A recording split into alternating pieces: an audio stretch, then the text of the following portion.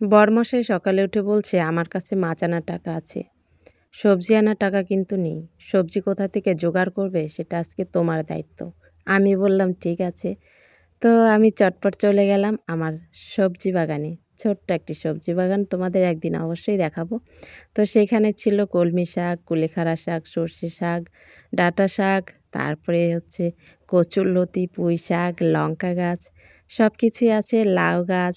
তো তোমাদের একদিন দেখাবো পাট শাক। তো সেখান থেকে সব কিছু নিয়ে আসলাম। আর বাড়িতে ছিল একটা আলু, একটা মূলো আর গাছে পেঁপে ছিল। এগুলো দিয়ে চচ্চড়ি করেছি, কচু শাক রান্না করেছি, কচুরলতি আর শাক দিয়ে শাক পিঠালি করেছি। তো সেগুলো রান্না করে ভেবেছি আজকে বরকে চমকে দেব। তো বরমশাই এসে দেখে তো অবাক। বলছে, "কী ব্যাপার? আজকে তো বাড়িতে সবজি ছিল না। তুমি এত পদ রান্না করে ফেলেছো? বাহ! তাহলে মাথায় তোমার বুদ্ধি আছে।" আমি বললাম, "কেন? আমি কি বোকা? তোমার এতদিন সংসার করছি আর আমাকেও তুমি বোকা ভেবে যাচ্ছ?"